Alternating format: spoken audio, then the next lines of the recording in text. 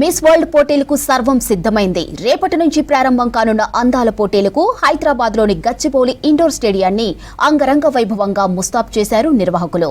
ఈ పోటీల్లో పాల్గొనేందుకు 120 దేశాల నుంచి కంటెస్టెంట్లు ఇప్పటికే హైదరాబాద్ చేరుకున్నారు. అయితే ఇండియా పాకిస్తాన్ ఉద్రిక్తతతో భారీ బందోబస్తు ఏర్పాటు చేస్తోంది రాష్ట్ర ప్రభుత్వం. అందుకు సంబంధించి మరింత సమాచారం నరేంద్ర అందిస్తారు. ప్రతిష్టాత్మకమైన మిస్ వరల్డ్ పోటీలు రేపే ప్రారంభం కానున్నాయి. తెలంగాణ జరూర్ ఆనా అంటూ జాగే ఈ పోటీలు గచ్చిబౌలి స్టేడియంలో గ్రాండ్గా ఇనాగ్రేషన్ చేయబోతున్నారు. ఇందుకు భారీ ఏర్పాట్లు కూడా చేస్తుంది తెలంగాణ టూరిజం శాఖ, ఇటు రాష్ట్ర ప్రభుత్వం. అయితే ఇండో పాక్ యుద్ధ వాతావరణ నేపథ్యంలో ఈ పోటీలు జరుగుతాయా లేదా అనేది కూడా చాలా మందిలో ఒక ఆసక్తి నెలకొన్న పరిస్థితి కనిపిస్తుంది. ఇప్పటికే ఐపీఎల్ షెడ్యూల్లో కూడా మార్పులు చేశారు. టెంపరీగా ఐపీఎల్ని కూడా రద్దు చేసింది బీసీసీఐ. ఇందులో భాగంగానే ఈ యుద్ధ వాతావరణం నేపథ్యంలో అసలు తెలంగాణలో సెక్యూరిటీ ఎలా ఉంది అండ్ ఇక్కడ మిస్ వరల్డ్ పోటీలకు ఎంతవరకు సేఫ్ అనేది కూడా చాలా మందిలో ఒక ఆందోళన కలిగిస్తున్న విషయం. అయితే ఎలాంటి మార్పులు అయితే లేవు. యాజ్ పర్ షెడ్యూల్ ప్రతిదీ మేము కండక్ట్ చేస్తున్నామని ఇటు టూరిజం శాఖ ప్రకటించింది.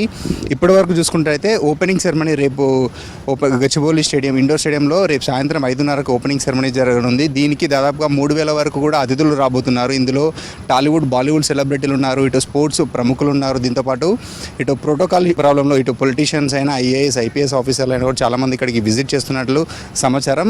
అయితే మిస్ వరల్డ్ ఓపెనింగ్ సెరమనీలో మన తెలంగాణ ట్రైబల్ డ్యాన్స్ కూడా ప్రత్యేక ఆకర్షణగా నిలవనుంది. ఇందుకు సంబంధించి ఆల్రెడీ గత 4-5 రోజుల నుంచి కూడా ఇటు మన లోకల్ డ్యాన్సర్స్ ప్రాక్టీస్ అయితే చేస్తున్నారు. దీంతో పాటుగా హైదరాబాద్కి ఇప్పటికే 102 నుంచి 104 మంది మిస్ వరల్డ్ కంటెస్టెంట్స్ కూడా హైదరాబాద్కి రీచ్ అయ్యారు. వాళ్ళు కూడా నిన్న దాదాపుగా 2.5 గంటలు రిహార్సల్ చేశారు. ఈ రోజు కూడా రిహార్సల్స్ చేస్తున్నారు ఇప్పుడు స్టేడియంలో.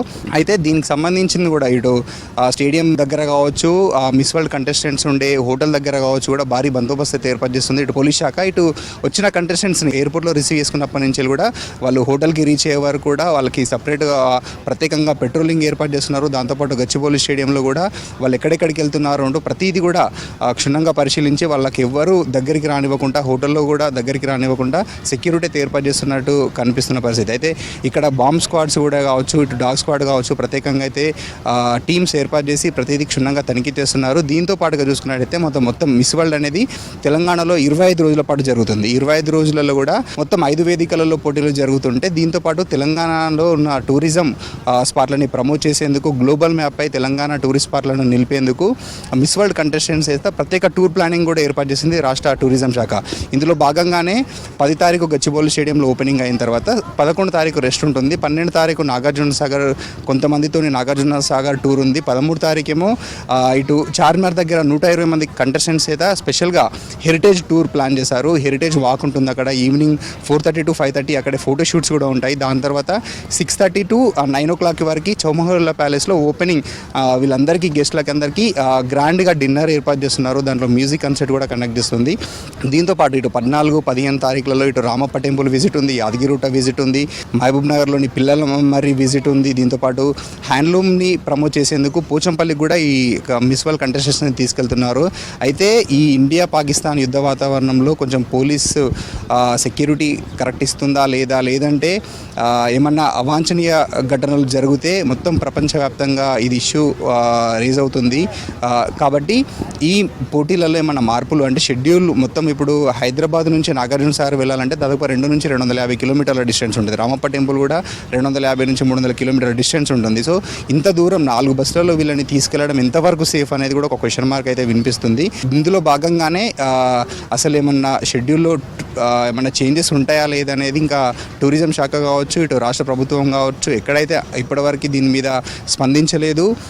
షెడ్యూల్ మీద ఏమన్నా మార్పులు చేర్పులు ఉంటాయనే దాని మీద కూడా ఇంకా ఏం అప్డేట్ అయితే ఇవ్వలేదు. అయితే గచ్చిబౌలి స్టేడియంలో ఉన్న ఏమేమి చేస్తున్నారు, ఓపెనింగ్ సెరమనీలో ఎలాంటి డ్యాన్సెస్ చేస్తున్నారు ఒకసారి అడిగి తెలుసుకుందాం. సార్, ఓపెనింగ్ సెరమనీలో మన తెలంగాణ ట్రైబల్ డ్యాన్స్ ఇవన్నీ ఉంటాయని చెప్తున్నారు. సో ప్రాక్టీస్ ఎలా నడుస్తుంది, ఏమేమి ఉండబోతున్నాయి?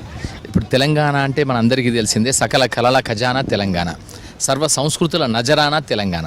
సో అందుకే ఇది ఒక మంచి అవకాశం. మన తెలంగాణకు సంబంధించిన పర్యాటక ప్రదేశాలని, ఆధ్యాత్మిక క్షేత్రాలని, హ్యాండిక్రాఫ్ట్స్ని, ఆర్ట్స్ని అన్నిటినీ ఒక్కచోట ప్రపంచానికి దాదాపు 124 దేశాలకి తెలియజెప్పగలిగే ఒక అరుదైన, అద్భుతమైన, అపూర్వమైన అవకాశం.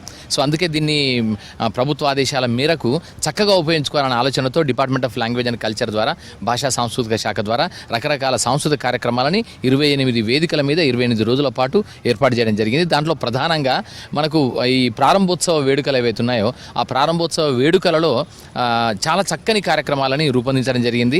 గత 4-5 రోజుల నుంచి రిహార్సల్స్ కూడా చేస్తున్నాం. సో దాంట్లో ఫస్ట్ అండ్ ఫార్మోస్ట్ ఏంటంటే మన తెలంగాణ రాష్ట్ర గీతం జయ జయ హే తెలంగాణ ప్రముఖ లోకకవి అందశ్రీ గారు రాసిన గొప్ప గీతం అది. దాన్ని ఎంఎం కీరవాణి గారు మ్యూజిక్ కంపోజ్ చేశారు. సో ఆ పాటని ఒక 50 మంది బాల కళాకారులు, యంగ్ అండ్ టెండర్ కళాకారులతో, గాయనిమణులతో, గాయకులతో మనం ఒక ప్రదర్శన చేయబోతున్నాం. అంటే అది ఒక ఫస్ట్ స్టేట్ సాంగ్ లాగా ఒకటి ఉంటుంది. తర్వాత ఏంటంటే తెలంగాణ జాతి గర్వించదగిన అత్యంత అద్భుతమైన శాస్త్రీయ కళారూపాలలో కాకతీయుల కాలం నుంచి కూడా పేరెన్నికగన్నది పేరిణి నాట్యం. సో ఆ పేరిణి నాట్యానికి సంబంధించిన నృత్య విన్యాసాన్ని మనం 250 మంది పేరిణి మహిళా కళాకారులతో చేయబోతున్నాం. ఎందుకు మహిళా కళాకారులు? పేరిణిలో 2 సంప్రదాయాలు ఉన్నాయి. ఒకటి తాండవ సంప్రదాయం, ఇంకొకటి లాస్య సంప్రదాయం. అయితే తాండవ సంప్రదాయం ప్రధానంగా పురుష ప్రధానమైన నాట్యము, ఇక లాస్యం అనేది స్త్రీ ప్రధానమైన నాట్యం. సో ఇక్కడ ఇది feminine celebration and celebration of beauty of the female candidates కనుక so what we thought of our selves is that it is better to organise Perini Lasyam in a bigger and grandeur scale. So అందుకని 250 మంది కళాకారులతో మనం ఆ Perini నాట్యాన్ని రూపొందించాం. So దానికి ప్రత్యేకంగా music compose చేయించాం. అంటే ఒక యూనివర్సల్ పర్స్పెక్టివ్లో Perini classical style and fusion style and global cosmopolitan లుక్ని అన్నిటిని ఫోక్ని కూడా కొంత మేళవించి ఆ పాటని దాదాపు 10 నిమిషాల సాంగ్ అది. దాన్ని మ్యూజిక్ కంపోజ్ చేయడం జరిగింది. దానిలో లిరిక్స్ తక్కువ ఉండేలాగా, ఎందుకంటే లాంగ్వేజ్ బ్యారియర్ ఉంటుంది కనుక లిరిక్స్ తక్కువ ఉండేలాగా సంస్కృత శ్లోకంతో మొదలెట్టి తెలుగు వాటితో మొదలెట్టి ఆ పాటని మొత్తం చేయడం జరిగింది. సో దాన్ని ఫణి నారాయణ గారని ఒక అద్భుతమైన మ్యూజిక్ కంపోజర్ ఆయన చేశారు. దానికి పేరుని సందీప్ అని దానికి మొత్తం కొరియోగ్రఫీ అంతా పేరుని సందీప్ చేశారు. రేపు ఎవరెవరు రాబోతుంది సార్? గెస్ట్లు ఎంతమంది వచ్చే ఛాన్స్ ఉంది? ఇంకా దీంతో పాటు ఏంటంటే ఇంకా వేరే కల్చరల్ ప్రోగ్రామ్స్ కూడా తెలంగాణలో జానపద కళలు ఉన్నాయి, గిరిజన కళారూపాలు ఉన్నాయి. సో వాటిని కూడా ఇందులో హైలైట్ చేసే విధంగా ఈ ప్రారంభోత్సవ వేడుకల్లో పెట్టడం జరిగింది. సో దాంట్లో కొమ్ముకోయ కళారూపము, మనందరం గర్వించదగిన భద్రాచలం ప్రాంతపు ఆదివాసీ బిడ్డల కళారూపం కొమ్ముకోయ కళారూపం, అంటే అలాగే గుస్సాడి కళారూపం, గోండు ప్రజల కళారూపం ఆదిలాబాద్ ప్రాంతం నుంచి వచ్చారు. అలాగే ఒగ్గుడోలు కళారూపము, లంబాడి బంజారా కళారూపము, డప్పులు కూడా. సో ఇవన్నీ కూడా ఈ మేళవించి గిరిజన జానపద శాస్త్రీయ నృత్య నీరాజనాన్ని ఇక్కడ అర్పిస్తున్నాం. సంస్కృతి అండ్ సౌందర్యము రెండింటి ఒక సక్రమమైన మేళవింపు, సమమేళవింపు ఈ సౌందర్య పోటీలుగా ఉంటాయని నేను ఆ విధంగా డిజైన్ చేయడం జరిగింది. ఆ మేరకు కార్యక్రమాలు కూడా రూపొందించాం. సో ఇది చూసుకున్నైతే రేపు జరిగే ఓపెనింగ్ సెరమనీలో మన తెలంగాణ ట్రైబల్ లో బాగా ఫేమస్ అయిన పేరిణి నృత్యాన్ని దాదాపు 250 మంది అమ్మాయిలతోని డ్యాన్స్ చేపిస్తున్నట్లు ఇటు ఆర్గనైజర్స్ అయితే చెప్తున్నారు. నార్మల్ పీపుల్ని కూడా అలౌ చేస్తాము. దీనికి సంబంధించి ఒక్కొక్క వేదిక వద్ద 1000 మందిని అలౌ చేస్తాము. అది తెలంగాణ టూరిజం వెబ్సైట్లో అప్లై చేసుకోవాలి. అప్లై చేసుకున్న వాళ్ళకి ఆఫ్టర్ ఎంక్వైరీ తర్వాత ఫ్రీగా పాసెస్ ఇస్తామని చెప్తున్నారు. అయితే ఈ ఇండియా పాకిస్తాన్ యుద్ధ వాతావరణంలో నిజంగా వాళ్ళని అలౌ చేస్తారా లేదా, ఓపెనింగ్ సెరమనీకి చేసినాక కూడా రిమైనింగ్ ఈవెంట్స్ అంటే 12th నుంచి స్టార్ట్ అయ్యే ఈవెంట్స్కి చేస్తారా లేదా అనేది కూడా ఒక క్వశ్చన్ మార్క్ అని చెప్పాలి. ఒకవేళ ఏమైనా మార్పులు చేర్పులు ఉంటే మాత్రం కొంచెం క్లోజ్గా అంటే తక్కువ మందితోనే ఈ ఈవెంట్ని కంప్లీట్ చేసి ఫైనల్స్కి గ్రాండ్గా చేసే ఆలోచనలో రాష్ట్ర ప్రభుత్వం ఉంది. Vote studio.